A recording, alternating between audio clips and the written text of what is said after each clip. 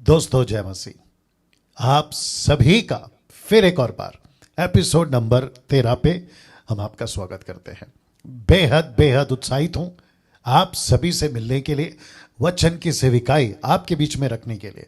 दोस्तों यकीन जानता हूं, परमेश्वर पर विश्वास है, आप सभी फेसबुक यूट्यूब पर जितने भी आप जो मुझे फॉलो करते हैं, मेरे वीडियोस को देखते हैं, सीखते हैं और आपके आत्मिक उन्नति उससे हो रही है, उस आशा के साथ में ये मानते हुए कि आप लोग सलामत हैं, खैरियत से हैं, यहाँ से बात को आगे बढ़ाना चाहूँगा। जी दोस्तों, जल्दी जल्दी जुड़ते चले जाएं, कनेक्ट होते चले जाएं।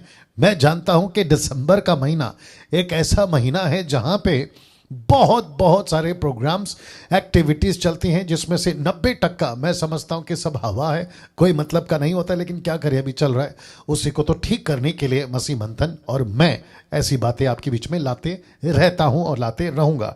जी दोस्तों, जल्दी से कनेक्ट हो जाएं, क्योंकि मैं समझता हूं कि उतनी तादाद में अब लोग नहीं जुड़ पाएंगे जैसे पहले लॉकडाउन के दरमियान 1000, 1500, 1800, 2000 तक आप जुड़ते थे। अब नहीं होगा, ये बात को भी जानता हूं। कोई दिक्कत नहीं है, वीडियो अपलोड हो जाती है फेसबुक और यूट्यूब के ऊपर। आप लोगों को जब टाइम मिले आप लोग उसको देखिएगा। साथ ही साथ कुछ चीज़ें जल्दी से कर लेता हूं, वह यह है कि कम से कम 4 जगहों से आप मुझे प्रतिदिन 25,000 इंडिविजुअल, 25,000 व्यक्तिगत तौर पे आप लोग मुझे देखते हैं। अगर एक मेंबर जोड़ दिया जाए तो 50,000, 50,000 आप लोग मुझे देखते हैं ना। इस सब का श्रेय सिर्फ प्रभु को जाता है। और साथ ही साथ जब कुछ 1 साल से, अब तो ऐसा कहना होगा कि 1 साल से मैं समझता हूं कि जैसे जैसे मेरा काम, प्रचार, वीडियोस बन रहे हैं, लूसीफर पुराना सांप, उसको बड़ी तकलीफ हो रही है और मैं समझता हूं कि वो चुप नहीं बैठेगा। यीशु के वक्त नहीं बैठा था, पतरस के वक्त नहीं बैठा था, पौलुस के वक्त चुप नहीं बैठा था, फर्स्ट सेंचुरी की कलीसिया के वक्त भी वो चुप नहीं था। तो मैं समझता हूं कि मेरे वक्त और मुझ जैसे 10% जो बहुत अच्छा काम करते हैं, जिनको मैं सैल्यूट करता हूं, उनके लिए भी वो चुप नहीं बैठेगा। बट प्रभु हमारे साथ है, परमेश्वर की सामर्थ के अंदर या दायरे में हम हैं, तो इस बात की चिंता नहीं करते। पहला पतरस 4 अध्याय वचन 11 और 14 कहता है, अगर गिफ्ट है प्रचार करने का तो डंके की चोट पे प्रचार करो, क्योंकि ऐसों की निंदा होगी, ऐसों को सताया जाएगा और उसके लिए हम रद्दी भर भी, लीस्ट भर भी बॉदर नहीं करते ना। दोस्तों साथ ही साथ बताता चलूं, फेसबुक, यूट्यूब, जहां से आप लोग सबसे ज्यादा मुझे सुनते हैं, फॉलो करते हैं, देखते हैं, मैं रिक्वेस्ट करता हूं, पहली चीज आपसे अपेक्षा जो है वो यह है कि खूब आगे बढ़ो। परमेश्वर के वचन को लेकर आप लोग बहुत आगे बढ़े, परमेश्वर के काम को बहुत करें, जो कि बहुत जरूरी है। दूसरी अपेक्षा, आप जैसे सीखते हैं, आप कन्विंस होते हैं ये शिक्षा सही है, बाइबल से संबंधित है, अकॉर्डिंग टू स्क्रिप्चर है, मैं चाहता हूं दूसरों को भी शेयर करें और उनको भी बताएं कि देखो ये मसीह की दया के लिए लाभदायक है। डैनियल राज की वीडियो को सब्सक्राइब करना या फेसबुक पे फॉलो करना, पेज को लाइक करना, ये सारी चीज़ों से अपेक्षा मैं आपसे रखता हूं। क्यों? क्योंकि मुझे पैसे नहीं कमाने और मैं नहीं कमाता हूं। आप सभी जानते हैं यूट्यूब पे मेरा चैनल बिल्कुल मुफ्त में चलता है, किसी प्रकार का एडवर्टाइजमेंट वहां पे नहीं होता। एक बार वहां बैठ जाओ। जिसके चलते मैं समझता हूं कि ऐसी अपेक्षा मैं रख सकता हूं आपसे, ऐसी अपेक्षा मैं आपसे रख सकता हूं, ऐसी अपेक्षा मैं आपसे रख सकता हूं। और मैं चाहता हूं कि आप लोग बहुत खुलकर मेरे जो वीडियोस हैं उसको शेयर करें और सब्सक्राइब करने के लिए भी कहें, क्योंकि इसमें किसी प्रकार का हिडन एजेंडा, मेरा स्वार्थ नहीं है, सिर्फ प्रभु का राज्य है। माय मिनिस्ट्री, जो मेरी मिनिस्ट्री है मुंबई के अंदर और साथ ही साथ मुंबई के बाहर जितनी भी कलीसियां हैं, जिसमें पास्टर सपना है, पास्टर सुरेश कामले हैं, पास्टर दिनेश है, मुंबई की कलीसिया, और साथ ही साथ उन सभी का जिनके लिए मुझे उन्होंने मार्गदर्शक के रूप में, मेंटर के रूप में रखा है, ताकि मैं उनको मार्गदर्शन करूं। ऐसे कम से कम 50 से भी ज़्यादा इंडिपेंडेंट मिनिस्ट्रीज को मैं लीड कर रहा हूं एज अ मेंटर, मार्गदर्शक के रूप में। वे भी मुझे देखते तो मैं उनको भी कहूंगा कि सर बिल्कुल मजबूत होना है और परमेश्वर के राज्य में आगे बढ़ना है ना। साथ ही साथ मसीह मंथन, जिसमें कम से कम 2300 लोग अभी फिलहाल जुड़ चुके हैं 2300 मेंबर्स। तो मैं उन सभी से रिक्वेस्ट करता हूं आप भी बहुत आगे बढ़े और प्रभु के राज्य को मजबूती से आगे फैलाएं। जी दोस्तों, अगर कोई अभी देख रहा है जिसने मसीह मंथन के बारे में कभी नहीं सुना, फर्स्ट टाइम सुन रहे हैं, आप नहीं जानते, तो एक ग्रुप है जो दो तरह से चलता है। एक है व्हाट्सएप पर, दूसरा है टेलीग्राम ऐप पर। तो टेलीग्राम ऐप में सबसे ज्यादा लोग हैं, कम से कम 2300 के आसपास। और क्या कहते हैं, व्हाट्सएप के ऊपर ऑप्शन रखा है, क्योंकि किसी को नहीं पता कि टेलीग्राम को कैसे डाउनलोड करते हैं, कैसे उसको है ना चलाते हैं, तो उनके लिए व्हाट्सएप भी रखा है। तो इन दो जगहों से एमएमबी ग्रुप में आप जो है ऐड हो सकते हैं या जुड़ सकते हैं। नंबर है ये 3 और ये 3, ऐसे करके टोटल 6 नंबर है। तो वापस है ये 3 और ये 3, तो जिसके चलते आप सभी जो हैं दोस्तों अजीजों, परमेश्वर की महिमा के लिए बड़ी ताकत से आप लोग जो है हमसे जुड़ सकते हैं। मसीह मंथन बैठक, जी ये वाला। नाउ मैं समझता हूं कि 380 लोग अभी जुड़ चुके हैं। साथ ही साथ ये भी कहता चलूं कि जब तक इसको मैं चेंज कर रहा हूं, संडे का प्रचार जिसको अभी तक फेसबुक और यूट्यूब पर मिलाकर 40,000 से भी ज्यादा लोग देख चुके हैं, 40,000 पीपल, मोर देन 40,000। तो मैं समझता हूं कि ये इतनी तादाद में आप लोगों ने इसलिए देखा है क्योंकि आप सभी को पता चला कि असली पहचान यीशु की कैसी थी, तो जिसको हमने जो है रखा था ना। दोस्तों मैं जानता हूं आपने देखा है, आपने आशीष पाई है, और जिसके चलते मैं समझता हूं कि आप सभी बहुत ब्लेस हुए। नहीं देखा है तो जरूर देखें ना। दोस्तों अब मुझे यहां से आगे बढ़ना होगा। 411-12 जुड़ चुके हैं ना। इस पोस्ट या इस स्लाइड पे मैं रुक गया था। आपको याद होगा मैंने कहा था 29 तारीख यानी कि आज मंगलवार को 5वां अध्याय हम शुरू करेंगे। तो इसको याद दिला देता हूं, और क्या क्या चीजें अभी तक हुई हैं ये सब आपके दिमाग में फ्रेश होगा, ऐसी अपेक्षा के साथ आगे बढ़ रहा हूं। अब यहां से मूसा फुल्ली लोडेड, मैं रिपीट करता हूं कि अब यहां से मूसा fully loaded with mission, power, authority and presence of God. वाह मैं इसको रख रहा हूं थोड़ी देर के लिए, और तब तक आप लोग जुड़ते जाएं। जी जुड़ते जाएं, जुड़ते जाएं। वाह जी दोस्तों, ओके। मसीह मंथन के एडमिन्स आप जो भी हैं, जरा फेसबुक पे एक्टिव रहें, कमेंट्स पे एक्टिव रहें, और साथ ही साथ ख्याल रखें कि कौन क्या टाइप कर रहा है। जी ओके आपके बीच में वापस आ रहा हूं। अब यहां से मूसा fully loaded with mission, power, authority and presence. Presence का मतलब है परमेश्वर की उपस्थिति, सबको दिख रहा होगा, राइट नाउ। दोस्तों वापस आता हूं आप सभी के बीच में यह बताते हुए कि अब यहां से और कल और 31 को नहीं होगा, यह भी बता देता हूं, क्योंकि 31 को कुछ प्लानिंग करी है आप सभी के लिए। मैं उसको लास्ट में बताऊंगा, इसलिए आखिर तक मेरे साथ में बने रहें। वापस आते हैं इसी के ऊपर। मूसा अब यहां पे पूरी तरह से लोडेड हो चुका है। किस टॉपिक को लेके चल रहा हूं? मूसा के जीवन को नहीं, 4 पुस्तक को नहीं, निर्गमन, व्यवस्था, गिनती, व्यवस्था, विवरण नहीं, मैं उसको लेकर नहीं चल रहा हूं। मैं लेके चल रहा हूं मूसा की सेवा को, मूसा की मिनिस्ट्री को। और इसलिए नाम दिया है, टाइटल दिया है, सब्जेक्ट दिया है, study on the ministry of Moses. तो जिसके चलते इसी पर मैं बात करूंगा, आप सभी के जहन में यह फिर से डाल रहा हूं ताकि आपको पता चले कि मूसा की सेविकाई पर ही बात होगी, और मूसा की सेविकाई को ही मैं हाईलाइट करूंगा। और मूसा की सेविकाई से नेगेटिव, पॉजिटिव, सकारात्मक और नकारात्मक दोनों को सीखेंगे। क्या है सही, क्या है गलत, क्या अच्छा हो सकता है वो सीख लेंगे, और क्या गलत हुआ था उससे भी सबक लेकर, ताकि हम उसको रिपीट ना करें, वो भी सीखेंगे। तो वापस आता हूं कि अब मूसा यहां पे टोटली लोडेड है, मिशन के साथ, पावर के साथ, अथॉरिटी के साथ, प्रेजेंस के साथ।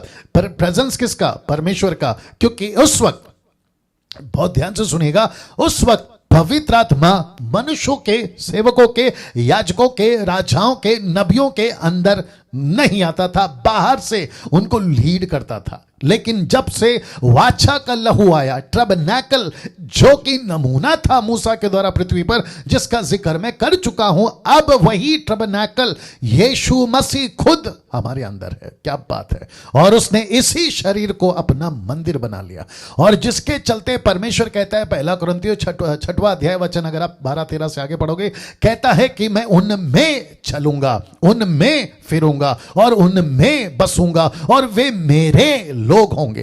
क्या बात है। और मैं उनका परमेश्वर ठहरूंगा। तो मैं समझता हूं कि अजीजों, इस तरीके से परमेश्वर जो है आज हमसे और उस वक्त में इनसे ऐसे बात करता था, और जिसके चलते मैंने लिखा है कि मूसा लोडेड।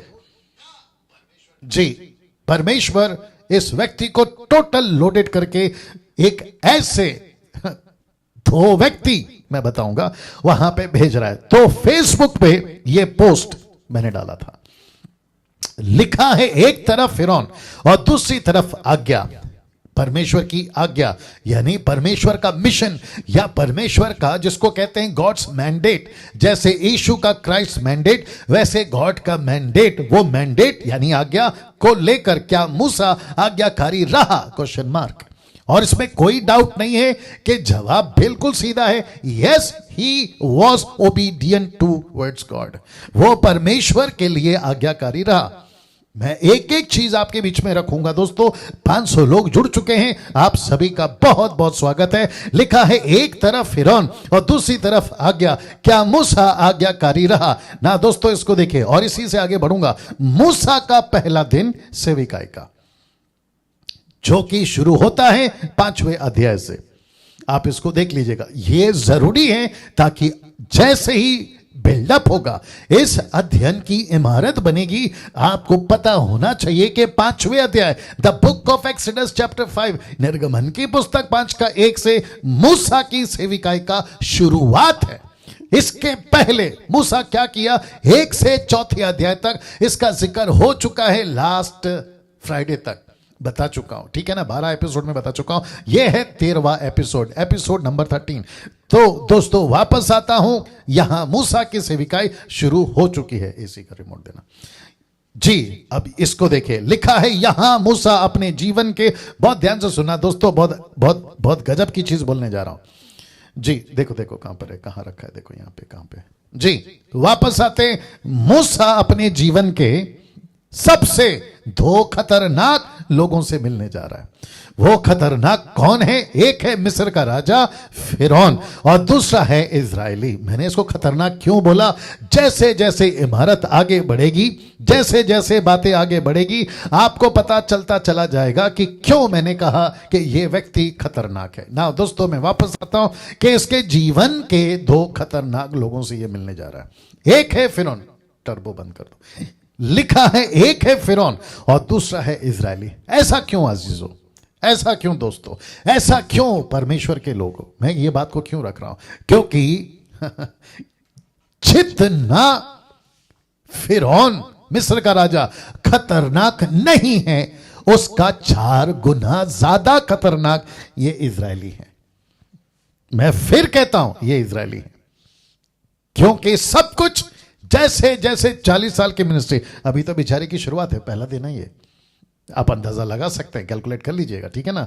इसकी मिनिस्ट्री में इसने सबसे ज्यादा अगर किसी को झेला है तो वो इजरायलियों को झेला है। सबसे ज्यादा परेशान अगर हुआ है इजरायलियों से हुआ है। सबसे ज्यादा इरिटेट अगर किसी ने किया है, इजरायलियों ने किया है। और इसी इजरायलियों के चलते मूसा से एक गलती हो गई, जिसको मैं अभी रख रहा हूं, आपके बीच में रखूंगा। मूसा के दिमाग में एक ही बात थी, इस 40 साल की सेविकाई के दरमियान एक ही बात थी, परमेश्वर की इच्छा पे चलना। That's it, that's it. एक ही, परमेश्वर की इच्छा पे चलना।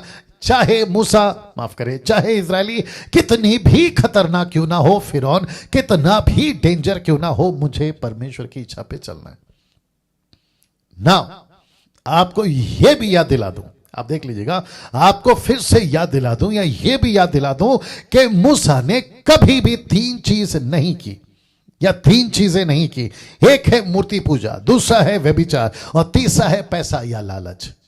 जैसा गहेजी, जैसा यहूदा स्कोरियत, और न जाने कितने जिसका जिक्र मूसा कहता है, माफ करे पौलुस कहता है, पहला तिमोथी 6वां अध्याय वचन 7, 8, 9, 10 में वो कहता है कि कईयों का विश्वास का नाव या बोट या नैया डूब गई पैसे के लालच में।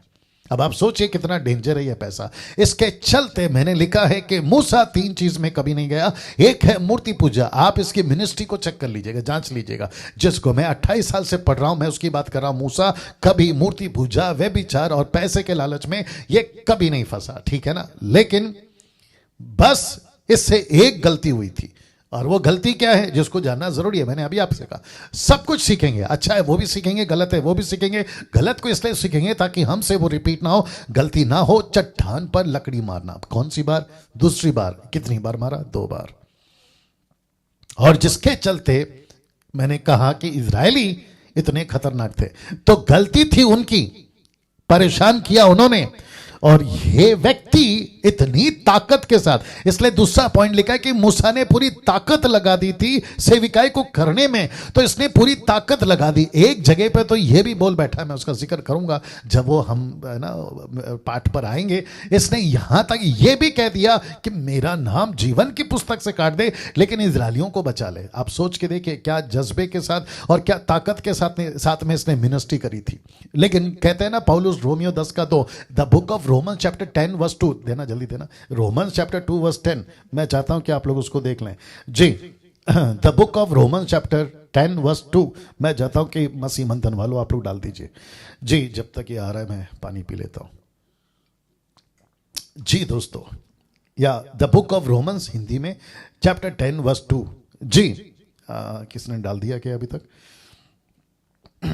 जी, आपके बीच में पढ़ने जा रहा हूं। लिखा है, क्योंकि मैं उनकी गवाही देता हूं कि उनको परमेश्वर के लिए धुन तो रहती है परंतु बुद्धिमानी के साथ नहीं। इसका मतलब है कि उनको धुन है, मैं परमेश्वर के लिए पागलों की तरह प्यार करूंगा, पागलों की तरह प्रभु के पीछे चलूंगा।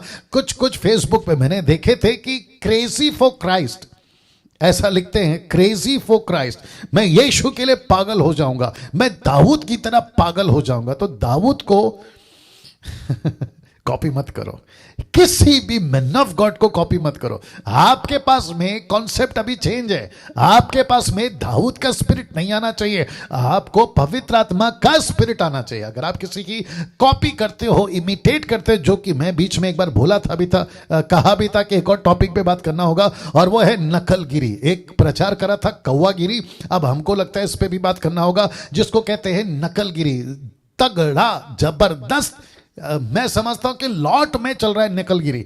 इसको देखा उसकी नकल, इसको देखा उसकी नकल, प्रॉफिट को देखा तो प्रॉफिट की नकल कर देंगे। अपोस्तल किसी ने नाम डाल दिया तो अपने नाम के आगे भी अपोस्तल डाल देंगे। किसी ने डॉक्टर बन गया तो ये भी डॉक्टर बन जाएंगे, उनके नाम के आगे टाइटल डाल देंगे। इसको कहते हैं नकलगिरी। तो वापस कहता हूं, ताकत लगाती सेविकाई करने में, लेकिन ये जो गलती हुई ना, ये इसके चलती हुई क्योंकि इसको बैलेंस करना था।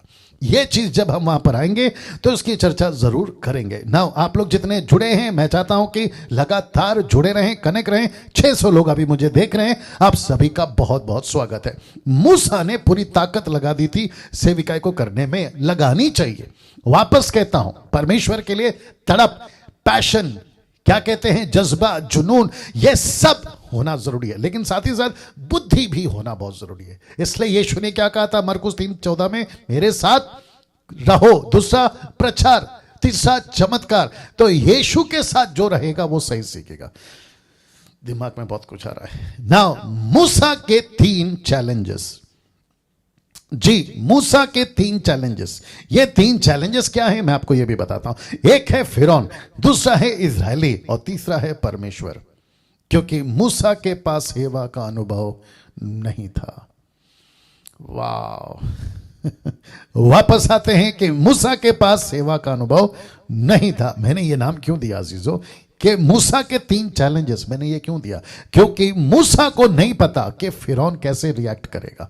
मूसा को नहीं पता कि पहले ही बार में या first line, let my people go, ऐसा बोलते ही फिरौन यस लेके जा ऐसा कहेगा। इसको नहीं पता था। इसको नहीं पता था कि फिरौन कितनी टेढ़ी खीर है। टेढ़ी खीर समझते हैं ना आप लोग, वो सीधा जलेबी नहीं है, उसको बहुत सारे चीजों को बताने के बाद ही वो रिलीज करेगा। उसको ये बात का भी चैलेंज था, लेना था। दूसरा, इजरायली पहली बार में नहीं मानेंगे, इसको 40 साल कैसा इसको सताएंगे, ये उसके सामने एक चैलेंज था। और तीसरा चैलेंज जो कि सबसे बड़ा है, और वो है कि मूसा के पास में सेवा का अनुभव नहीं है।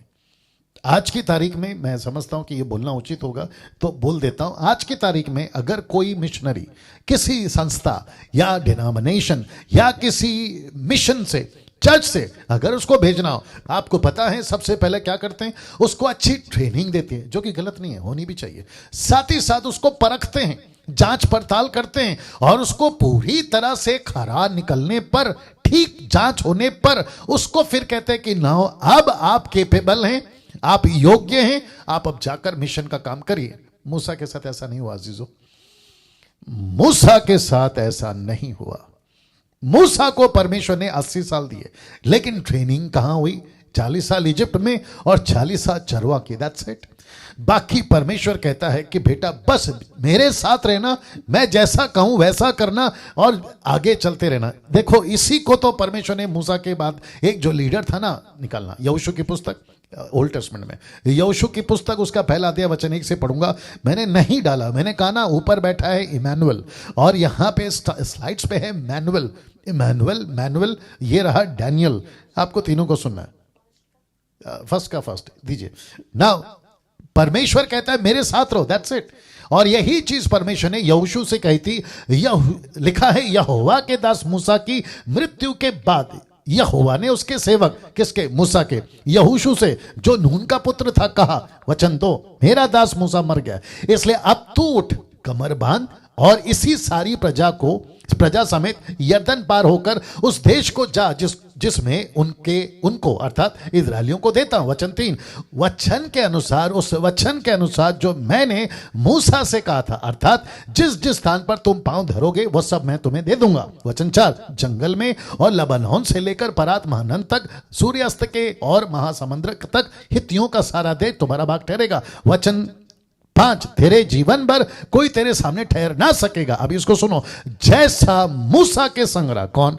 परमेश्वर। लिखा है, जैसा मैं मूसा के संग रहा वैसा ही तेरे संग भी रहूंगा। वचन आगे बड़े ध्यान से सुनिएगा। और ना तो मैं तुझे धोखा दूंगा, ना तुझको छोड़ूंगा। वचन 6 आ रहा है, इसीलिए हियाव बांध कर दृढ़ हो जा, क्योंकि जिस देश के देने की शपथ मैंने उन लोगों के पूर्वजों से खाई थी उसका अधिकारी तू उन्हें करेगा। इतना हो, वचन 7 वर्स 7, इतना हो कि तू हियाव बांधकर बहुत दृढ़ होकर जो व्यवस्था मेरे दास मूसा ने तुझे दी है उन सब के अनुसार करने में चौकसी करना, और उससे ना तो दाहिने मुड़ना ना बाएं मुड़ना, और जहां जहां तू जाएगा वहां वहां तेरा काम सफल होगा। इसका मतलब क्या है? जो गाइडलाइन, जो मार्गदर्शक मैंने मूसा को दिया, जो तोरा मैंने मूसा को दिया, कैसे वर्शिप करनी है, कैसे भाई मानना है, कैसे अंदर जाना है मंदिर के संदूक के आर्क जिसको कहते हैं, क्योंकि उस वक्त में राजा सुलेमान का जैसा टाइप था, मंदिर नहीं बना था, तो सारे गाइडलाइन जैसे दिए वैसे करना।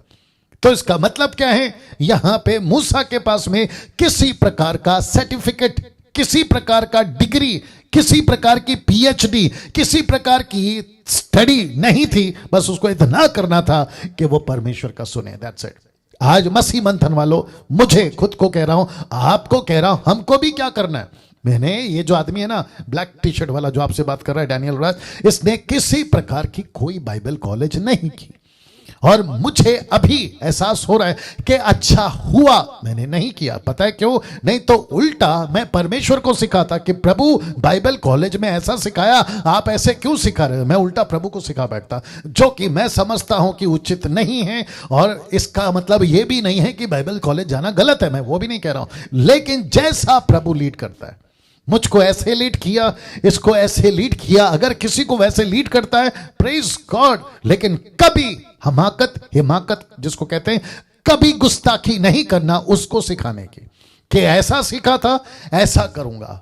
परमेश्वर कहता है कि बेटा ना, सबका बड़ा बाप मैं हूं, सबका बाप मैं हूं, बाइबल कॉलेज का बाप मैं हूं। परमेश्वर कहता है चर्चों का बाप मैं हूं, डिनोमिनेशन का बाप मैं हूं, मेरी सुन, उसकी नहीं। और याद रखो, मूसा को, माफ करें, अब्राहम को कहा था बेटे को बलि कर, वही परमेश्वर फिर कहता है मत कर।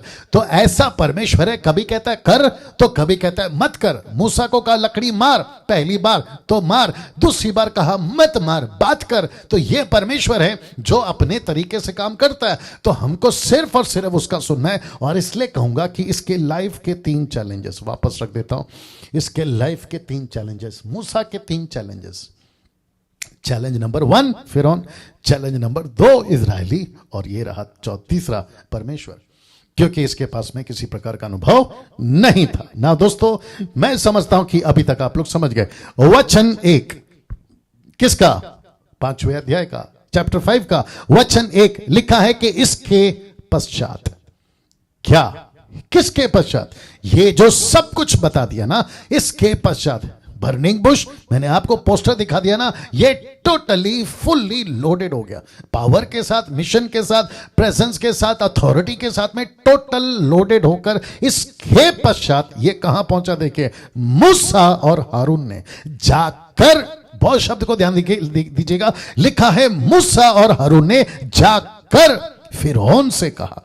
ये आदमी जिसका नाम है फिरौन, उससे कहा, क्या कहा? देखिए, इजराइल का परमेश्वर यहोवा, बहुत ध्यान से सुनिएगा, इजराइल का परमेश्वर यहोवा यह कहता है, ये पोस्टर देख लीजिएगा, ये कहता है, ये है मूसा, जो बात कर रहा है वो है हारून, वो कहता है कि जाकर कहो, किसको? इस राजा को जिसका नाम है फिरौन, उसको कहो, क्या कहो? मेरी प्रजा के लोगों को जाने दे।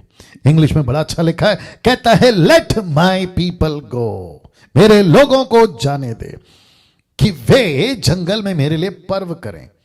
एक प्रकार का वर्शिप, एक प्रकार की सेवा, या एक प्रकार का परमेश्वर के प्रति प्यार दिखाना वो करें। ऐसा करने की इजाजत उनको मिलनी चाहिए, उनको मिलनी चाहिए।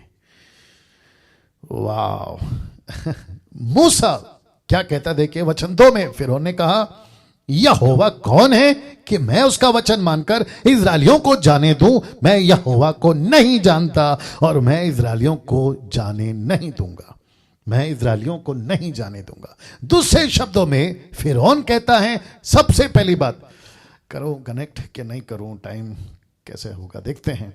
ओके, वापस आना पड़ेगा।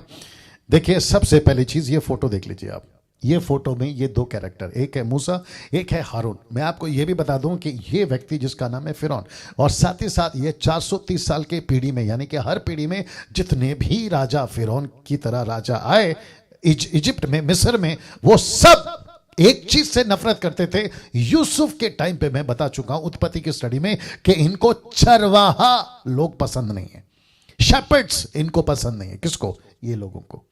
और साथ ही साथ लाठी ले जा, किसने कहा था? परमेश्वर ने। क्योंकि जैसे ही लाठी देखी होगी, इसको पता चल गया होगा कि ये इतनी बड़ी आर्मी, कौन सेना, कौन इजरायली, ये छुड़ाने आए हैं एक ऐसी लाठी से जो लाठी चरवा की होती है।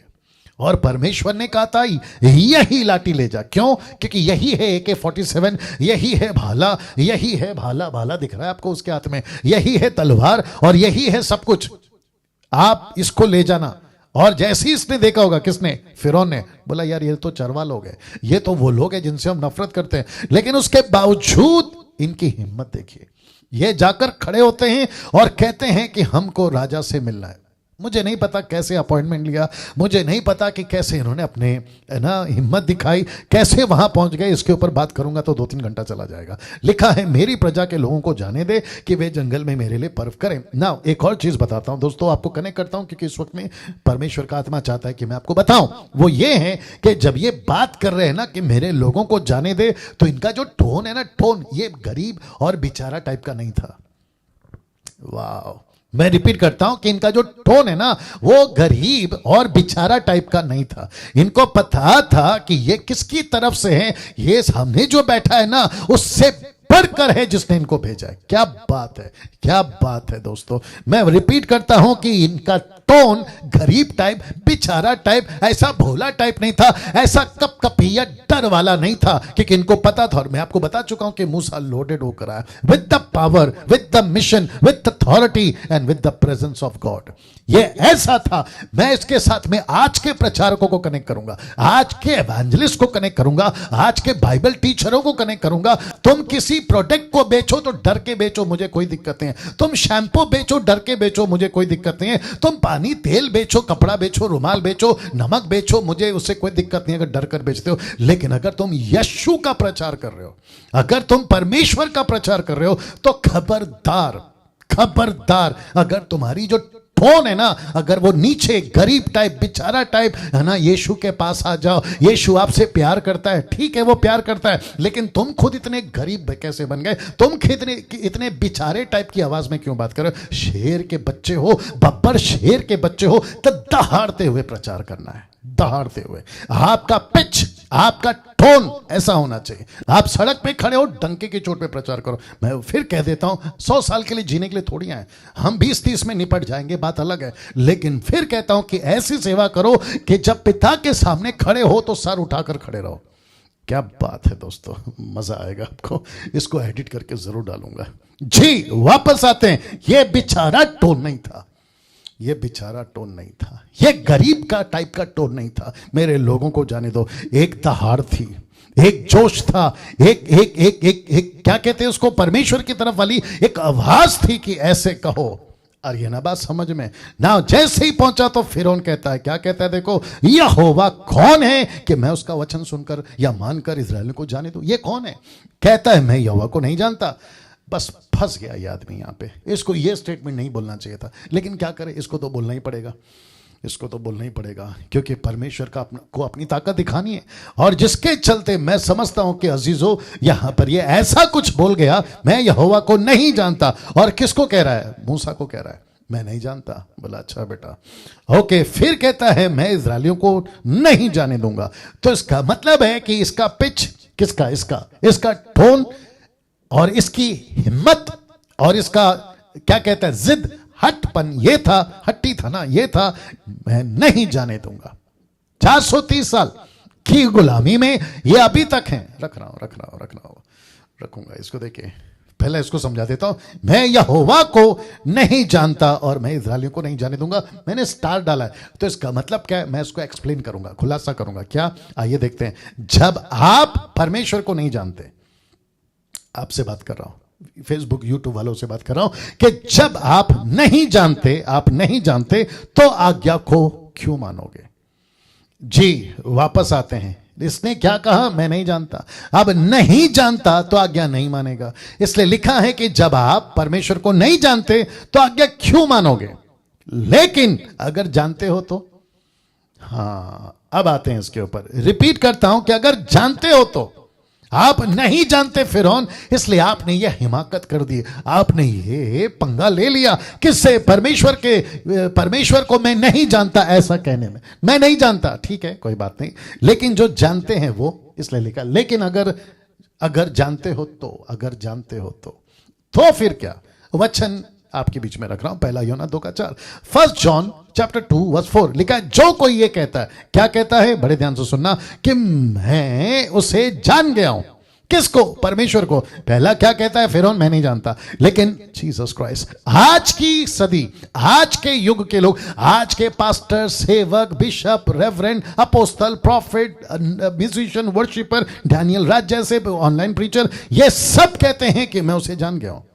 अगर उसे जान गए हो कि मैं उसे जान गया हूं और उसकी आज्ञाओं को नहीं मानता, वह झूठा है और उसमें सत्य नहीं। अब बताइए, इस व्यक्ति ने कहा मैं नहीं जानता कौन है वो, मैं इस्राएल को जाने नहीं दूंगा। ये ठीक है, ये नहीं जानता इसलिए ऐसा कह रहा है। लेकिन प्रश्न उठता है कि जो जान गया उसका क्या?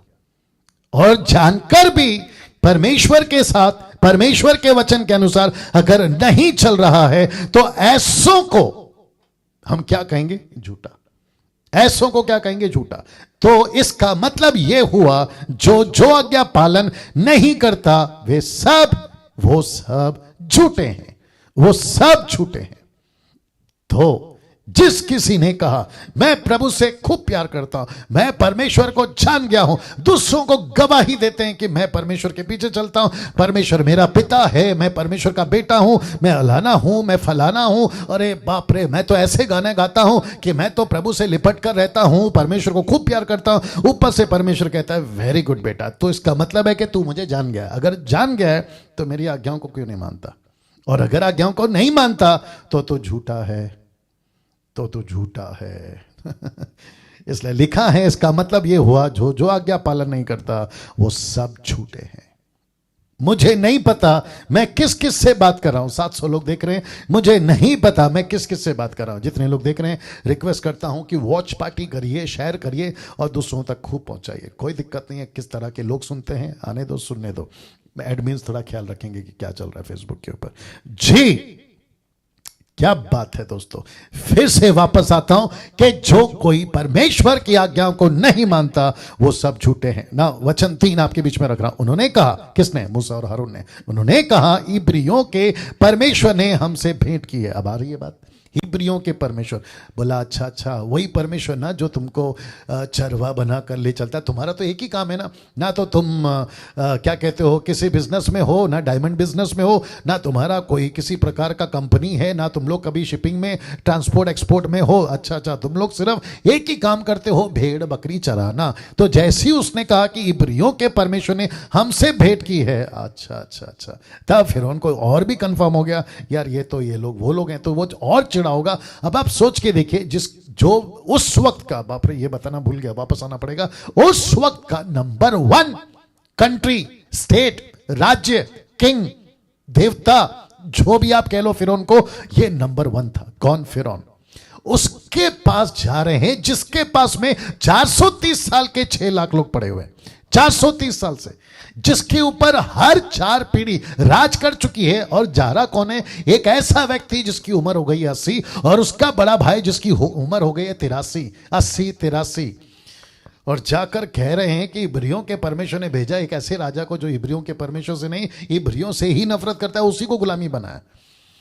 क्या बात है दोस्तों। इसको कहते हैं बिना किसी मसाला डाले, इसको कहते हैं बिना किसी मिलावट के प्रचार। जैसा है वैसा बोल रहे हैं दोस्तों, जैसा है परमेश्वर ने भेजा है, उसका नाम यहोवा है। वो इब्री का परमेश्वर है, ये सीधी बात है। हम चरवा हैं, ये सीधी बात है। राजा का मुंह देखकर ट्विस्ट नहीं किया, राजा फिरौन को देखकर किसी प्रकार का हड़बड़ी नहीं किया। एज इट इज, जैसा था वैसा ही कहा। क्या गजब है दोस्तों। इसी को कहते हैं कि सच्चा प्रचार, इसी को कहते हैं ट्रू डॉक्ट्रिन, जिसको कहते हैं सही संदेश। और यही तो मसीह मंथन कर रहा है। हम नहीं डरते किसी के बाप से। जब ऊपर बैठा परमेश्वर हमारे साथ सही है और हम उसके साथ सही हैं, तो बीच में किसी भी एरो गैरो से हम नहीं डरते। मैं फिर कहता हूं, कफन बांध के चलें। और हमको पता है भाई, अगर सच्चाई पे काम करेंगे, वचन का प्रचार करेंगे, तो मुसीबतें तो आएंगी। हम उसके लिए तैयार है। तुम अपना देख लो। 720 लोग जुड़ गए जी। इसलिए हमें जंगल में 3 दिन के मार्ग पर जाने दे ना। अब यहां पे आपको यह समझना होगा कि 3 दिन का जिक्र क्यों आया। मैं वापस कहूंगा, अपोक्लिप्टिक है। सब जिन्न के रूप में हो रहा है। सांप का, लकड़ी का सांप बनना, मूसा को बर्निंग बुश में दर्शन देना, और इसके पास में जाकर 3 दिन का जिक्र करना। किसके पास में? फिरौन के सामने। अब आप समझिए, कनेक्शन कहीं तो है, क्योंकि परमेश्वर ने कभी नहीं कहा था कि 3 दिन के लिए भेज, नहीं कहा था। लेकिन यहां पे हमको समझना होगा, क्योंकि शब्द परमेश्वर ने बोला था मैं डालूंगा तेरे मुंह में, मूसा शब्द मैं डालूंगा, और परमेश्वर डाल रहा है और हमको उसको लेना होगा। अब इसको अलग तरीके से नहीं जाना कि मूसा ने 3 दिन का जिक्र क्यों किया ना, अपोक्लिप्टिक है जी। बात करते हैं आगे। अपने परमेश्वर यहोवा के लिए बलिदान करें। ऐसा ना हो कि वह हम में मरी फैलाए, बीमारी, जैसे अभी आपका चल रहा है ना पूरे दुनिया में कोरोना वायरस पैंडेमिक, मरी फैलाए या तलवार चलवाए। ऐसा कुछ नहीं होना चाहिए। बाप रे, वापस आता हूं। अब आपको नहीं लगता ये धमकी दे रहा है? एग्जैक्टली ये फिरौन को कह रहा है कि देख बेटा, चुपचाप से बात समझ ले। तुझे नहीं पता कि तू किससे टक्कर ले रहा है, और फिरौन और उसके लोग ऐसे ऊपर से नीचे उसको देखते होंगे, यार ये है 80 साल का बुड्ढा, जिसको लेकर आया वो भी 83 साल का बुड्ढा, ये हमको धमकी दे रहे हैं, कभी नहीं सुना कौन यहोवा क्या यहोवा, ये आकर हमको धमकी दे रहे हैं। आज भी बहुत सारे लोग कहते हैं यार तुम लोग हो कौन, वही तो बता रहा हूं ना, जैसे उसको उसका ताकत का अंदाजा नहीं था, बहुत सारे लोग फेसबुक यूट्यूब पे भी है जिनको अंदाजा नहीं है परमेश्वर की ताकत का। इसलिए जब अंदाजा नहीं होता है ना तो ऐसे बातें नहीं करते, पहले अंदाजा लगाओ फिर बातें करते हैं। वापस आते हैं इसके पास में, इसने कहा कि जाने दे नहीं तो मरी फैल जाएगी, बीमारी फैल जाएगी राजा, समझ लेना तू। और फिर कहता है या तो तलवार चल जाएगी। वचन 4, मिस्र के राजा ने उससे कहा, हे मूसा हे हारून, हे मूसा हे हारून, तुम क्यों लोगों से काम छुड़वाना चाहते हो? तुम जाकर अपना अपना बोझ खुद उठाओ, अपना अपना काम करो, जो तुमको करना है तुम अपना काम करो। वचन 5, और फिरौन ने कहा, सुनो इस देश में वे लोग बहुत हो गए हैं, फिर तुमको उनके परिश्रम से विश्राम दिलाना चाहते हो, तुम उनको उनके परिश्रम से विश्राम दिलाना चाहते हो। क्यों? यह है परिश्रम, यह है विश्राम। तो यह था परिश्रम जो 430 साल से चला, तो राजा कहता है इनको और रहने दो परिश्रम है। मूसा कहता है नहीं, उनको विश्राम दिलाना है, उनको विश्राम दिलाना है। पद 6 से 19 तक यहां पे कुछ हुआ। जैसे ही ये बातें हुई और माफ करे फिरौन को धमकी मिली यहां पर, चुपचाप से जाने दे नहीं तो मरी फैलेगी और तलवार फैलेगी। राजा फिरौन के दिमाग में वो जो कीड़ा होता है ना उल्टा सीधा वाला, वो दौड़ना शुरू हो गया। तो मैं आपको कनेक्ट कर दूं कि यहां पे इसने क्या हिमाकत करी। पद 6 से 19 तक में इसने जो ईंट बनता था ना, और ईंट जिससे बनता था ना, जिसको आपका जो ट्रांसलेशन आया पुआला, वो नहीं दिया इसने। उसने कहा कि जो उनके ऊपर अत्याचार करते थे, कहा कि कल तक उनको जो मिला ना पुआला, वो ठीक है ईंट बनाने के लिए, लेकिन अभी उनको नहीं देना। जिसको ये भी कह सकते हैं रॉ मटेरियल जिससे ईंटें बनती हैं। अब किससे बनती हैं उस वक्त में नहीं पता, आजकल का तो पता है, बट उसमें नहीं जाएंगे, वो नहीं देना। और जिसके चलते ऐसा कुछ हुआ, लिखा है वो हुआ जो इस्राएलियों ने उम्मीद नहीं की थी, और वो था फिरौन का कठोर हो जाना। और फिर यहां से वो होता है जो ठीक नहीं था। इसका मतलब है कि फिरौन ने ऐसा कठोर हो गया। अभी कठोर किसने बनाया, आप ही बताइए, आपको याद आ गया? परमेश्वर ने कहा था मूसा से कि मैं बनाऊंगा कठोर। अब यहां से दोस्तों आपको अपना दिमाग थोड़ा खर्चा करना होगा, मतलब थोड़ा इन्फोसाइज करना होगा, जोर डालना होगा। अब यहां से आप लोग है ना, बिल्कुल 719 लोग जो भी जुड़े हैं, जरा डट के बैठना होगा। यहां से पद 6 से 19 तक मैंने नहीं रखा है, आप लोग देख लीजिएगा, जो कि जरूरी नहीं है, बट मैं शॉर्ट में बता रहा हूं कि लिखा है कि फिरौन कठोर हो गया। और ऐसा अत्याचार जैसे ईंट पहले बनती थी वैसे ही बननी चाहिए, लेकिन बीच में जो तुमको पुआला होता है ना, रॉ मटेरियल, वो नहीं मिलेगा। और अगर नहीं बना तो खूब पिटाई, चाबुक से पीटो, लहू लुहान करो, कत्ल तक कर दो। ऐसा कठोर कर दिया था राजा ने। और लिखा है कि जिसकी उम्मीद नहीं की थी वो हुआ। फिर यहां से वो होता है जो ठीक नहीं था। वचन 20 क्या कहता है देखते हैं। लिखा है कि जब वे फिरौन के सम्मुख से बाहर निकल आए, कौन? ये पूरे के पूरे इस्राएलियों के जो मुखिया थे, जिसको कहते हैं 12 गोत्र के प्राचीन या लीडर्स या पूर्वज या पंचायत के लोग, वो सब फिरौन के पास से बात करके कि हमको तकलीफ क्यों दे रहे हो, हमको इतना अत्याचार क्यों कर रहे हो, ये क्यों हो रहा है? तो फिरौन ने बोला होगा तुमको तो जाना है ना बाहर 3 दिन की यात्रा में। वो 2 आए थे बुढ़े, एक का नाम मूसा बताया गया, दूसरा का नाम हारून है। वो कह रहे थे कि तुमको लेके जाना है, और जिसके चलते मुझे धमकी तक दे दी कि तलवार चल जाएगी, मरी फैल जाएगी, पैंडेमिक फैल जाएगा। मैं उस धमकी से थोड़ी चुप बैठूंगा, और अब मुझे जो करना है वो तो करूंगा। अब कल से ईंट बराबर बनेगी, लेकिन तुमको उसका रॉ मटेरियल नहीं मिलेगा। ऐसा बात करके निराश और हताश होके उस महल से, पैलेस से बाहर निकले ही नहीं थे कि 2 लोगों से मुलाकात हो गई। तब मूसा और हारून जो उनसे भेंट करने के लिए खड़े थे उन्हें मिले। ये खुद भेंट करना चाह रहे थे मूसा और हारून। बोला जैसे ही ये 12 गोत्र के लीडर बाहर निकलेंगे, ये जैसे ही बाहर निकलेंगे इनसे मुलाकात होगी। तो ये जो 2 व्यक्ति है ना, मूसा और हारून, ये वैसे ही वेट कर रहे थे, अब निकलेंगे बाहर। और जैसे ही बाहर निकले, वचन 21, और उन्होंने मूसा और हारून से कहा, क्या कहा देखिएगा, यहोवा तुम पर दृष्टि करके न्याय करे। डायरेक्ट श्राप, डायरेक्ट चिढ़, डायरेक्ट गुस्सा किसका? इजरायलियों का। कहते हैं, और मैंने क्या कहा था आपसे, ये कम से कम दो खतरनाक लोगों से मिल रहा है। एक है फिरौन, दूसरा है इजरायली। अब आपको एहसास हो रहा है क्या खतरनाक है? आते ही श्राप, तुमको ऊपर वाला देख लेगा। कभी कभी आपने भी सुना होगा ना, ऊपर वाला तुमको देख लेगा, तुमको कीड़े लगे, तुम्हारा सत्य। ऐसा सुना है कि नहीं सुना है? वैसा वाला कुछ कहता है कि यहोवा तुम पर दृष्टि करके न्याय करे, मतलब तुमको ऊपर वाला देख लेगा। मूसा सुन रहा होगा बेचारा, हारून भी सुन रहा होगा। अब इनको नहीं पता ना कि ये सारा बैकग्राउंड पे खेल किसका है ना। इसको देखे, क्योंकि तुमने हमको, लिखा है क्योंकि तुमने हमको, क्या लिखा है? क्योंकि तुमने हमको फिरौन और उसके कर्मचारियों की दृष्टि में घृणित ठहराकर हमें घात करने के लिए उनके हाथों में तलवारें दे दी है। देखो, तलवारें दे दी है। कैसे कहूं, एक सेकंड, करता हूं कुछ करता हूं। सुनिए, सबसे पहली चीज बहुत गुस्से में। कौन? ये लोग जबरदस्त गुस्से में। गुस्सा क्यों? क्योंकि अभी पिटाई हुई है, तगड़ी पिटाई हुई, ऐसी पिटाई हुई है कि लिखा है कि उनके हाथ में तलवार दे दी और हमको उनकी नजर में घृणित, ये देखो शब्द घृणित, ऐसा लग रहा है उनको कि हम लोग आतंकवादी हैं, देशद्रोही हैं, और ऐसा करने का कारण सिर्फ तुम दो लोग हो। कौन? हारून और मूसा, या मूसा और हारून, तुम दोनों हो। ऐसी वाली बात है। अब आप सोच के देखिए, बेचारा मूसा का उधर क्या हालत है। इसको कहते हैं सैंडविच। क्या कहते हैं? सैंडविच। एक तरफ परमेश्वर, दूसरी तरफ इजरायली, बीच में है मूसा। और हारून कह रहा होगा, भाई आपकी बात सुन के आया था, अब मुझे नहीं पता कि यहां पे हो रहा क्या है। और मुझे ऐसा पक्का लगता होगा, क्योंकि दर्शन हारून को नहीं मिला, मूसा को मिला। वो बार बार कई बार, लिखा तो नहीं है, डिटेल नहीं है, मैं केवल लॉजिक लगा सकता हूं। इसने कई बार बोला होगा, भाई सब ठीक है ना, पक्की बात है ना, तुझे परमेश्वर ने दर्शन दिया ना, मतलब वही परमेश्वर ना जो अब्राहम का, इसहाक का, याकूब का। ऐसा कई बार हुआ होगा। देखो, जब कोई चीजें ठीक नहीं होती है ना, तो कई तरह के प्रश्न आते हैं, और जब ठीक हो जाती है ना, तो क्या कहते हैं मालूम है? मेरे को तो यकीन था तेरे ऊपर, मेरे को तो भरोसा था कि तू कर लेगा। ऐसी बातें कई बार होती है। लेकिन जैसे ही जब चीजें बिगड़ने लगती है ना, फिर सवाल उठता है, क्या सच में ऐसा है? क्या तुझे सच में परमेश्वर ने बोला?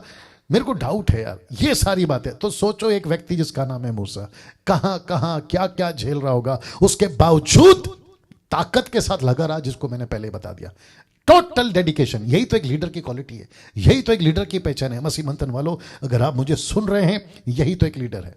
मुझे कितनी तकलीफ है, मुझे कितना टॉर्चर है, मुझे कितनी सारी कॉल्स आते हैं, मुझे कितने सारे मैसेजेस आते हैं, अलाना फलाना, ऐसे वाला वैसे वाला। अभी तो खैर शुरुआत है, आगे तो और भी बहुत आएगा। लेकिन परमेश्वर ने जैसे इसको सिखाया, डटे रहो, क्योंकि तू सही जगह पे खड़ा है। कैसे बताऊं? आई थिंक एक छोटा सा घटना बताता हूं। मुझे अभी भी याद है कि मैं हैदराबाद के प्लेटफॉर्म पे था, उन दिनों की बात है। आई थिंक 7-8 साल पुरानी बात है, या 10 साल पुरानी बात है। अनाउंसमेंट हुआ कि प्लेटफॉर्म नंबर 1 पे गाड़ी आएगी, मतलब 1-2 जो भी प्लेटफॉर्म होता है ना, 1 पे आएगी। और जैसे ही इंडिकेट पे चेंज हुआ कि प्लेटफॉर्म नंबर 2 पे, गलती किसकी थी? जो इंडिकेट पे चेंज करता है। सारी पब्लिक भागी प्लेटफॉर्म नंबर 2 पे। अनाउंसमेंट हुआ था 1 पे। अब जब सब भाग रहे हैं, तो मेरी जो टीम थी वो कह रही कि देखो पास्टर चेंज हो गया, चलो वहां पे जाते हैं। मैंने बोला यार अनाउंसमेंट क्या सुना? बोला 1। मैंने बोला यहां पे क्या है? बोला 2। मैंने बोला क्या सुने? अनाउंसमेंट किया ये। तो वहां पे तय हुआ मेरी तरफ से कि हम यहीं खड़े रहेंगे। और आपको पता क्या हुआ अंजाम?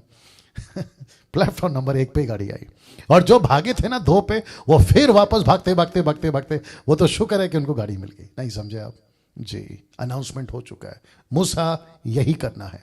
बाद में इंडिकेट्स क्या क्या चेंज होते हैं, अपने को क्या करना है, कौन क्या कहता है, कौन क्या नहीं कहता है, हमको क्या करना है। अगर अनाउंसमेंट हुआ है सही, बस उसी पे चलो। और ये बात समझ में?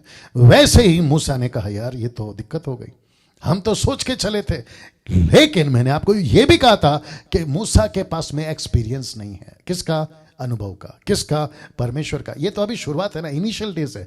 और जैसे ये घटना घटी, और याद रखो 1-2 नहीं 6 लाख लोगों का सवाल है। अब जरा कुछ बताता हूं, क्या इनका इस तरह का मूसा पे चिल्लाना ठीक था?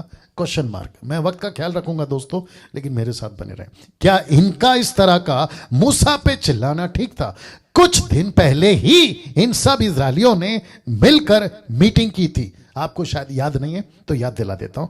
यहां पे आपके सामने वचन रख दिया हूं 29 का, कौन सा 4 का 29। तब मूसा और हारून ने जाकर इजरायलियों के सब पुरनियों को इकट्ठा किया, याद रखो पुरनियों को, और जितनी बातें यहोवा ने मूसा से कही थी वह सब हारून ने उन्हें सुनाई। लोगों के सामने वे चिन्ह भी दिखलाए, लकड़ी का फेंककर सांप बनाना, पानी को लेकर लहू बनाना, हाथ को अंदर रखकर कोड़ कर देना, यह सब कुछ दिखाया। किसको? इजरायलियों को। याद रखो ये लोगों को जो अभी अभी चिल्ला रहे मूसा को। फिर साथ ही साथ वचन 31 कहता है कि उन लोगों ने उन पर विश्वास किया।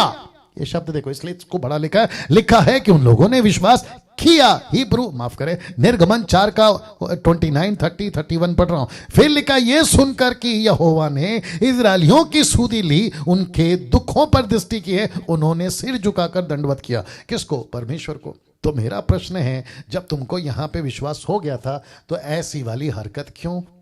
ऐसी वाली हरकत क्यों? आपको गुस्सा क्यों आ रहा है? आप क्यों नहीं समझ रहे कि परमेश्वर अगर थोड़ा सा बोट हिला रहा है, अगर थोड़ा सा जहाज हिला रहा है, अगर थोड़ा सा तूफान आ रहा है, तो उसको बर्दाश्त करके चुप रह जाओ ना। जल्दी निकालो। अगर मैं गलत नहीं हूं, मत्ती 24 का 13, आई होप सो, बहुत पहले पढ़ा था। आइए देखते क्या लिखा है। इनको धीरज रखना था, इनको धीरज रखना था। दिक्कत क्या है पता है? लीडर्स की, चर्चेस की, आज विश्वासियों की, नए हो या पुराने हो, 8 दिन के हो या 80 साल के हो, इनका एक ही दिक्कत है, धीरज नहीं रखते। देखो क्या लिखा है, 24 का 13, मैथ्यू 24:13 लिखा है, परंतु जो अंत तक धीरज रहेगा, धरे रहेगा, धीरज रखेगा, उसी का उद्धार होगा। तो रखो ना धीरज। पवित्र आत्मा के 9 वरदान का एक वरदान क्या है? पेशेंस। पेशेंस, धीरज रखो। बाप रे। तो लिखा क्या इनका इस तरह का चिल्लाना मूसा पे ठीक था? बिल्कुल नहीं। कुछ दिन पहले इनकी मीटिंग हो चुकी है, यही तो बता रहा हूं। तो मूसा, हारून और ये सब विश्वास कर चुके हैं, और मूसा को कंफर्म हो गया कि भाई चलो कम से कम एक पड़ाव तो पूरा हुआ कि मेरे को सपोर्ट मिल गया है 12 गोत्रों के लीडरों का। लेकिन मूसा और हारून इस बातों को समझते थे। कैसे? 4 का 21 में, अगर आपको याद होगा, वो समझते थे क्योंकि उनकी चर्चा हुई। परमेश्वर ने कहा था सावधान, परमेश्वर ने कहा था मूसा के, फिरौन के सामने जब जाओगे तो सावधान, फिरौन ऐसा क्यों कर रहा है। इसलिए परमेश्वर की योजना को हर कोई नहीं समझ सकता, मैंने ये डाला है। हर कोई नहीं समझ सकता। ये पब्लिक क्यों चिल्ला रही है? क्योंकि इनको परमेश्वर की योजना का एहसास नहीं है। लेकिन मूसा के साथ में 24 में बात, 4 के 21 में बात हो चुकी है कि सावधान रहना, जैसे ही तू वहां पहुंचेगा सावधान रहना, मैं फिरौन को कठोर करूंगा। इसलिए लिखा है कि परमेश्वर की योजना को हर कोई नहीं समझ सकता, वही समझ सकता है जो उसके साथ संगति करता है, और मूसा वही करने जा रहा है। आइए देखते क्या लिखा है। एक चीज जो परमेश्वर को बिल्कुल पसंद नहीं थी इजरायलियों की, आइए वो पहले बता देता हूं। वो कौन सी एक चीज है? उसको कहते हैं कुड़कुड़ाना। मैं जब इसको लिख रहा था ना रात में, या इसको तैयार कर रहा था, तो मैंने सोचा यह शब्द ही कितना अपने आप में विचित्र है। कुड़कुड़ाना, कुड़कुड़ाना, यह शब्द ही को लगता है यार क्या कुड़कुड़ कर रहा है तू। आ रही है ना बात समझ में? तो मुझे नहीं पता किसने ये शब्द का क्या कहते हैं, इजाद किया है, उपजाऊ किया है, या इसको इंटरप्रेट किया है, ट्रांसलेट किया है। बड़ा विचित्र ट्रांसलेट है। कहता है कुड़कुड़ाना, कुड़कुड़ाना। आपको पता है कभी कभी कुछ नाम अपोजिट होते हैं और कुछ नाम बिल्कुल सटीक होते हैं। किसी का नाम होता है आनंद ना, मेरा नाम आनंद है, लेकिन उसका मुंह देखेगा ना ऐसा लगता नहीं कि आनंद है। किसी का नाम शांति रहता है, लेकिन दूर तक उसके जीवन में शांति नहीं, उल्टा दिखती है क्रांति। यहां लिखा है कुड़कुड़ाना, वाकई में कुड़कुड़ा रहे थे। तो मेरा प्रश्न है, एक चीज जो परमेश्वर बिल्कुल पसंद नहीं करता इजरायलियों की, और वो है कुड़कुड़ाना। कहां लिखा है? यहां लिखा है जी। बहुत इजी है याद रखने के लिए। 1 कुरिन्थियों 10:10 लिखा है, और ना तुम कुड़कुड़ाए, ना तुम कुड़कुड़ाए जिस रीति से उनमें से कितने कुड़कुड़ाए नाश करने वालों के द्वारा नाश किए गए। कुड़कुड़ाए, हम नहीं कुड़कुड़ाएंगे जैसे ये कुड़कुड़ाए थे। और फिर वचन 3:10, इब्रानियों 3:10 लिखा है, इस कारण मैं उस समय के लोगों से रूठा रहा और कहा कि इनके मन सदा भटकते रहते हैं, और इन्होंने, मुझे नहीं पता आज टाइम पूरा होगा कि नहीं, इन्होंने मेरे मार्गों को नहीं पहचाना। इब्रानियों 3:11 से 14 कहता है, तब मैंने क्रोध में आकर शपथ खाई कि वे मेरे विश्राम में प्रवेश करने ना पाएंगे। हे भाइयों, चौकस रहो कि तुम में ऐसा बुरा और अविश्वासी मन ना हो, ऐसा मन ना हो जो जीवते परमेश्वर से दूर हट जाए। वरना जिस दिन तक आज का दिन कहा जाता है, हर दिन एक दूसरे को समझाते रहो। क्या समझाते रहो? धीरज रखो। क्या समझाते रहो? मत कुड़कुड़ाओ। क्या समझाते रहो? पेशेंस रखो। क्या समझाते रहो? सतावारा है, शांति से बर्दाश्त करो। आपको मिनिस्ट्री में तकलीफ है, बर्दाश्त करो। आपको तकलीफ है पैसों का, घर का, राशन का, आपको कपड़ों का, बच्चों का, फैमिली का, बर्दाश्त करो। परमेश्वर कहता है जो अंत तक धीरज रखेगा उसी का उद्धार होगा। क्या बात है दोस्तों, कैसा लग रहा है? नीचे टाइप करके बताते जाएं। क्या लिखा है? सर इस टाइम नेट बिजी चलता है क्या? आप क्या टाइमिंग चेंज करना कैसे? ओके, बाद में बात कर लेते हैं। वापस आते हैं। लिखा है एक दूसरे को बर्दाश्त, एक दूसरे को समझाते रहो। क्या समझाते रहो? ऐसा ना हो कि तुम में से कोई जन पाप के छल में आकर कठोर हो जाए, क्योंकि हम मसीह के भागी हैं।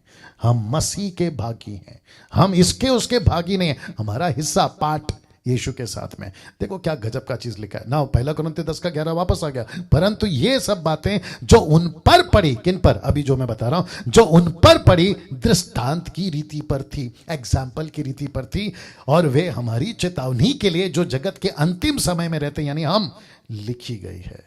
क्या बात है! मतलब मूसा की घटना से, मूसा के साथ जो हो रहा है, इजरायली जो कर रहे हैं, हम उससे कुछ सीख सकते हैं। यही तो बता रहा है। बाप रे दोस्तों, कैसा लग रहा है? कैसा लग रहा है? टाइप करके बताते जाएं। वाह, अप्रिशिएट करता हूं। कई लोग एक्सीलेंट है ना, सुपर, वंडरफुल, अप्रिशिएटेड। चलिए वापस आते वचन 22 पे। तब मूसा ने यहोवा के पास लौट कर कहा, मैंने कहा ना बेस्ट तरीका है, यहां पे सताओ, वहां पे सताओ, यहां पे प्रॉब्लम, यहां पे प्रॉब्लम। बेस्ट तरीका क्या है? एक ही तरीका, और वही तो मूसा ने किया, क्योंकि इसके पास में एक्सपीरियंस नहीं है, इसके पास में अनुभव नहीं है। इसने बोला ना इसके पास जाओ ना उसके पास जाओ। अरे यार वापस आना होगा। देखो यहां पे हो क्या रहा है, मैं वापस कनेक्ट करूंगा, मैं वापस कनेक्ट करता हूं। देखो यहां पे हो क्या रहा है, यहां पे इसको चिल्ला रहे हैं। कहां गया? ओके, यहां पे इसको चिल्ला रहे, ऐसा श्राप यहोवा तुम पर दृष्टि करके तुम्हारा न्याय करे, ऐसा श्राप है ये, ऐसी चिल्लाहट है, ऐसी गुस्सा। ऐसे टाइम पे क्या करना है मैं बताता हूं। ऐसे टाइम पे बेस्ट तरीका है जो मूसा ने किया। कहां किया? यहां पे किया। कहता है तब मूसा ने यहोवा के पास लौट कर कहा। बेस्ट तरीका नहीं समझ में आ रहा ना? परमेश्वर के पास जाओ। यही तो उसने किया। हे प्रभु, तूने इस प्रजा के साथ ऐसी बुराई क्यों की? नंबर 1। नंबर 2, तूने मुझे यहां क्यों भेजा? वचन 23, जब से मैं तेरे नाम से फिरौन के पास बातें करने के लिए गया, तब से उसने इस प्रजा के साथ बुरा ही व्यवहार किया है, और तूने अपनी प्रजा का कुछ भी छुटकारा नहीं किया। बिल्कुल सही बात है। मैं भी होता यही कहता, आप भी होते यही कहते। बेस्ट तरीका है क्या? परमेश्वर के पास में। क्या यहां मूसा कुड़कुड़ा रहा है? नहीं, बल्कि वो तो बातें कर रहा है, जिसको कहते हैं प्रार्थना। जिसको कहते हैं प्रार्थना। यही तो लिखा है पहला पत्रस 5:7 में, अपनी सारी चिंता उसी पर डाल दो, क्योंकि उसको तुम्हारा ध्यान है। क्या बात है दोस्तों, कैसा लग रहा है जी? फिर कहता हूं, मूसा का बेस्ट तरीका यहां पे क्या था? परमेश्वर से बात करो। और यही तो परमेश्वर चाहता है कि मूसा मेरे पास आए और मुझसे प्रार्थना करे। यही तो परमेश्वर चाहता है, ताकि अनुभव में बड़े प्रार्थना के। यही तो परमेश्वर चाहता है। लेकिन दोस्तों मुझे अभी थोड़ा सा ट्रैक चेंज करना पड़ेगा। आजकल सब उल्टा हो रहा है। जैसी मुसीबत आए, मैं सबकी बात कर रहा हूं, सेवकों से लेकर चर्च के मेंबरों तक की बात कर रहा हूं। जो छोटे हैं उनकी, जो बड़े हैं उनकी, जो अभी के और जो तभी के, जो 8 के जो 80 के, सबकी बात कर रहा हूं। एक ही चीज, सबसे पहला जैसी मुसीबत आई, सबसे पहला डायरी ढूंढते हैं कि कौन सा पास्टर पावरफुल है, उसको नंबर लगाओ। बताइए।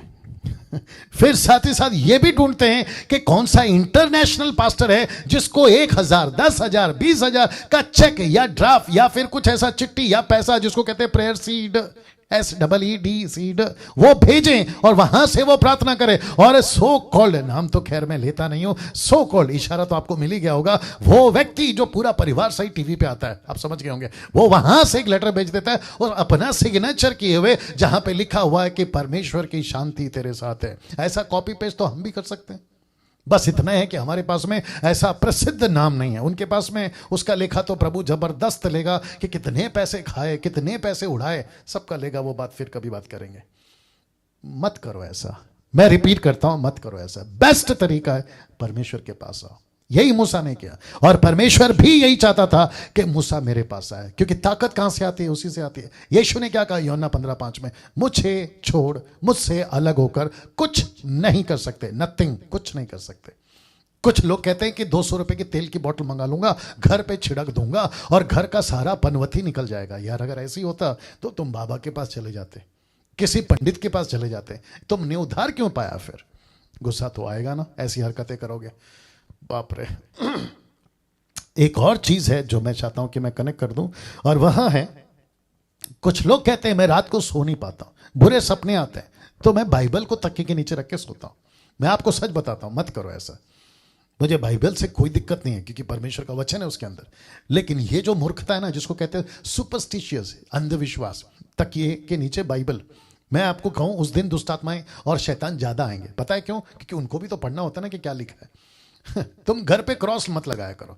कहते हैं कि दुष्ट आत्मा है तो क्रॉस पहन लूंगा, या घर या जहां मेरा बेड है उसके ठीक ऊपर क्रॉस लगा दूंगा। हॉलीवुड मूवी में देखा होगा, वो पिक्चर है मेरे दोस्त, रियलिटी में नहीं है। दुष्ट आत्मा हर जगह पे। अभी मेरे कमरे में दुष्ट आत्मा, क्या बात करते हो? अभी मेरे कमरे में दुष्ट आत्मा, जो टीम बैठी मैं उनकी बात नहीं कर रहा हूं, अभी यहां मौजूद है। क्योंकि बाइबल कहती है आत्मा क्या है? हवा है, स्पिरिट है। तो वो यहां पर हैं, लेकिन वो जानती हैं कि किस पे अटैक करना है और किस पे अटैक नहीं करना है। तो फिर कुछ लोग कहते हैं कि घर घर पे प्रार्थना करवा देंगे ना, अभिषेक वाली प्रार्थना। ये कॉन्सेप्ट भी है आजकल। मेरा टॉपिक डाइवर्ट हो रहा है, क्या करूं? फिर भी बात करूंगा।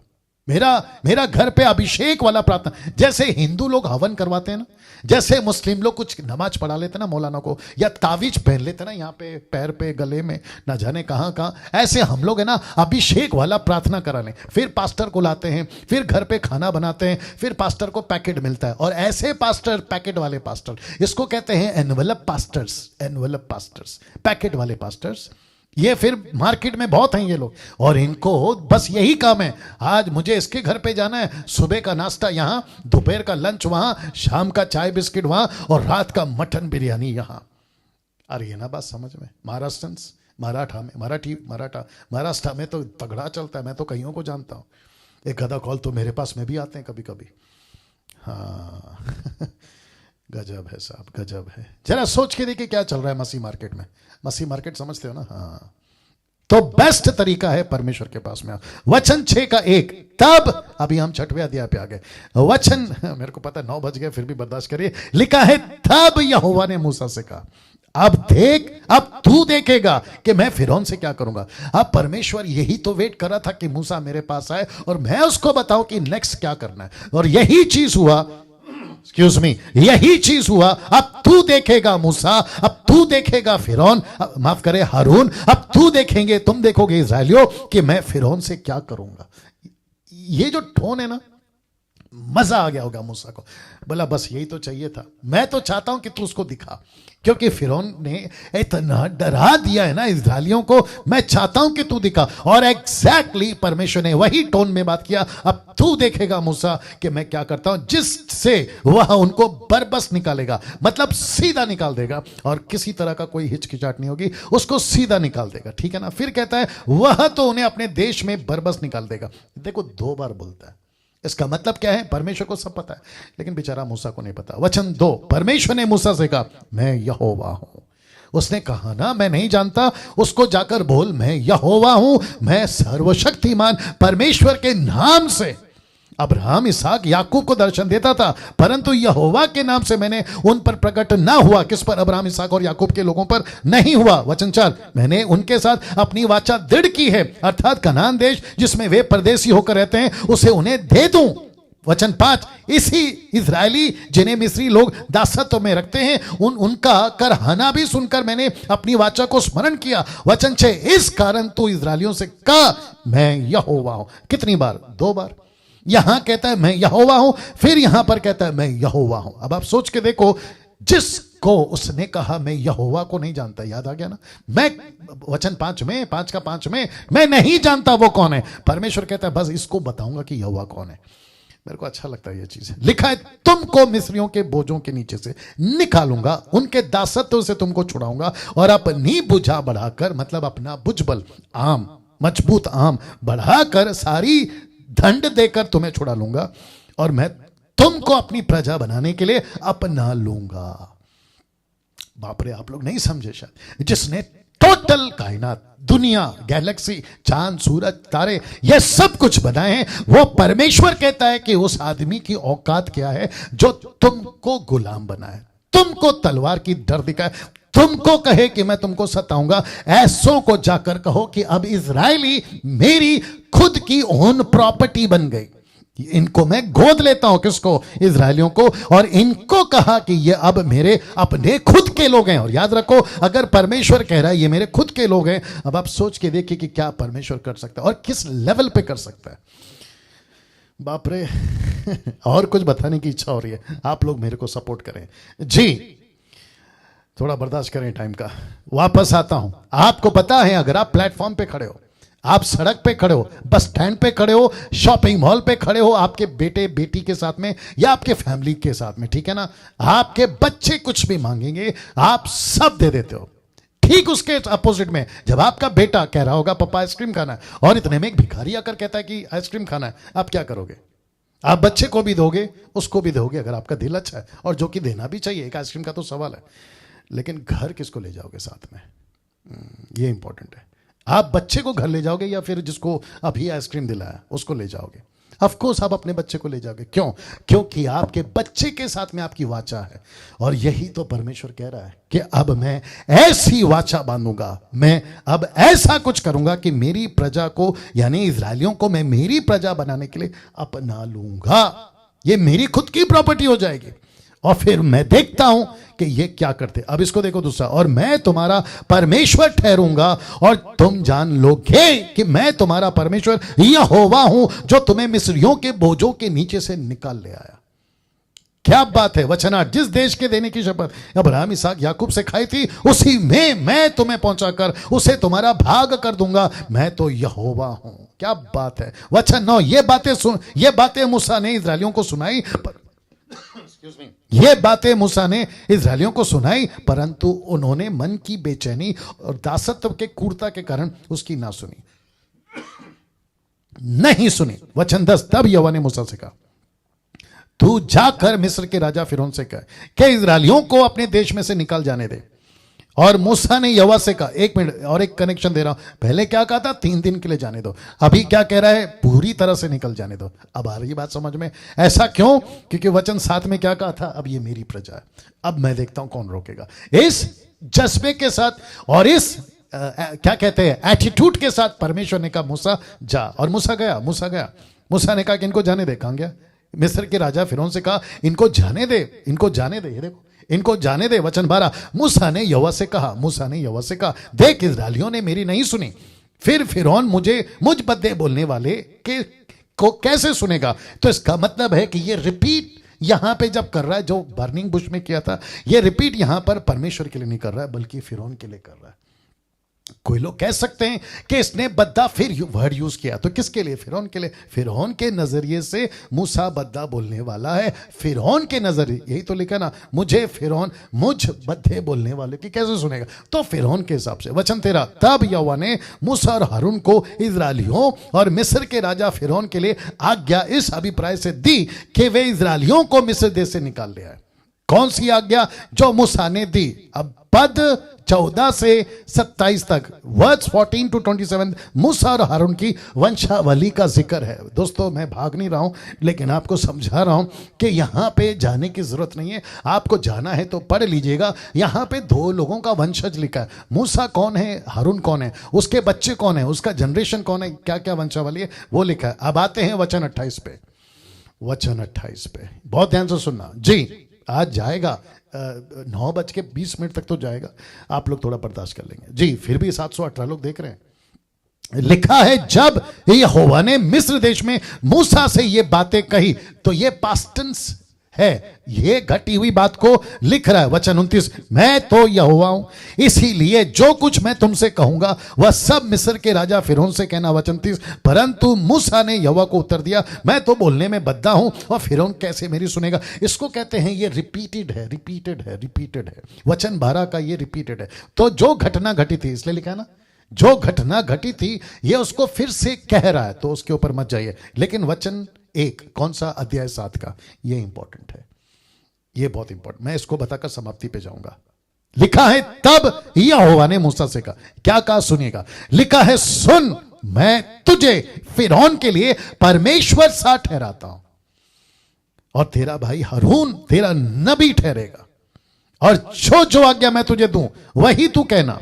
और हारून उसे फिरौन से कहेगा जिससे वह इस्राएलियों को अपने देश से निकल जाने दे, परंतु मैं फिरौन के मन को कठोर कर दूंगा और वे अपने चिन्ह चमत्कार मिस्र देश में बहुत से दिखलाऊंगा। मैं अपने चिन्ह चमत्कार बहुत से दिखलाऊंगा। नाउ दोस्तों, प्रश्न उठता है, फिरौन के लिए परमेश्वर से ठहराता हूं, ये कॉन्सेप्ट क्या है? थोड़ा सा बर्दाश्त करिए, तब तक पानी पी लेता हूं।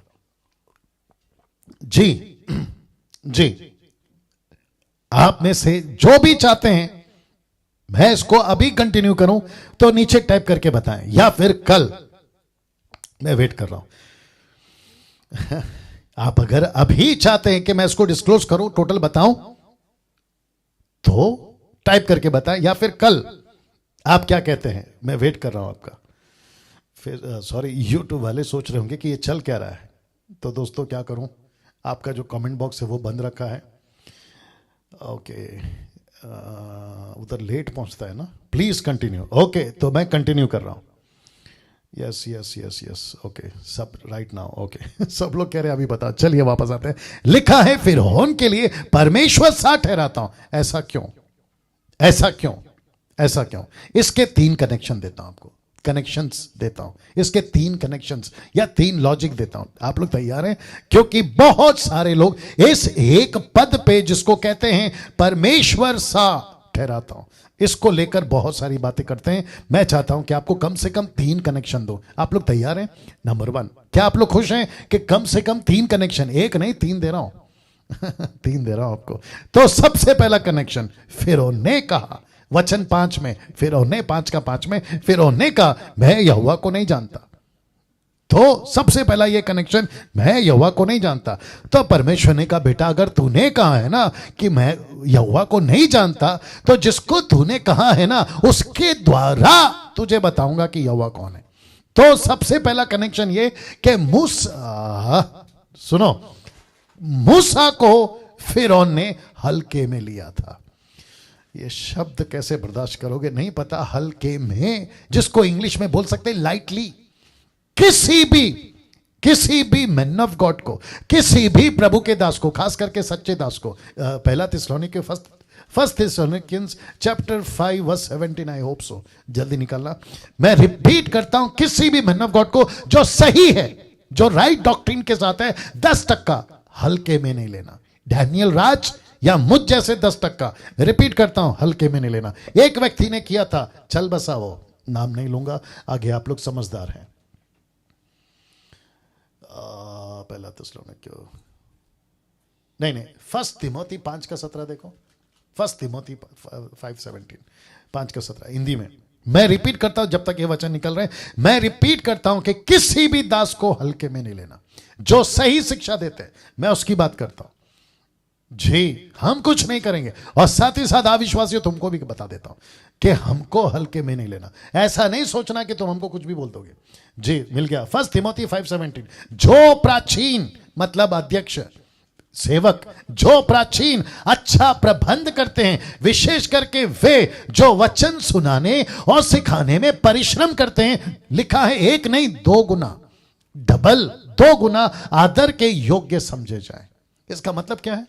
परमेश्वर ने मूसा को ऐसा बनाकर खड़ा किया। फिरौन को बोला बेटा बहुत हल्के में लिया था ना, 80 साल का बुढ़ा लगा, लेकिन यही बुढ़ा तेरी पूरी बुनियाद हिला देगा।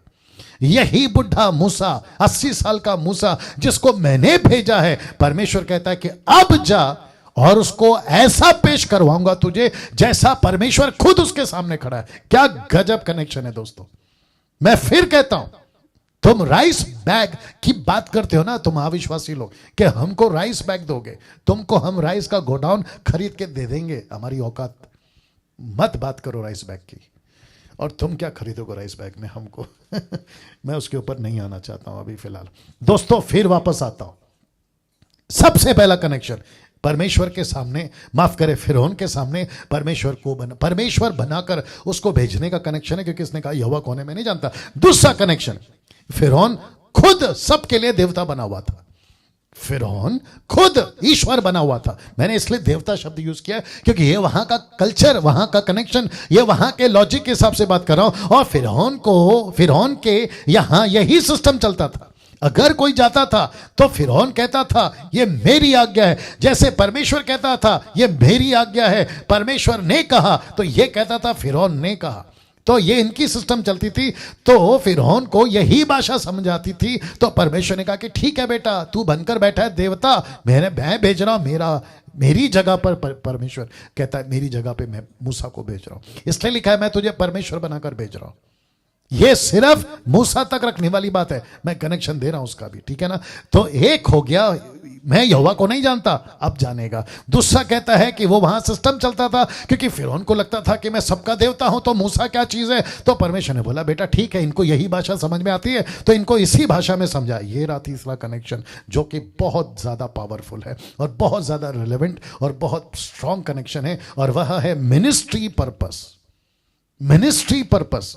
परमेश्वर ने कहा कि मैं तुझे जो बना रहा हूं ना वो सेविकाई से संबंधित बना रहा हूं, क्योंकि मूसा के हाथ से बहुत से चमत्कार करवाना था।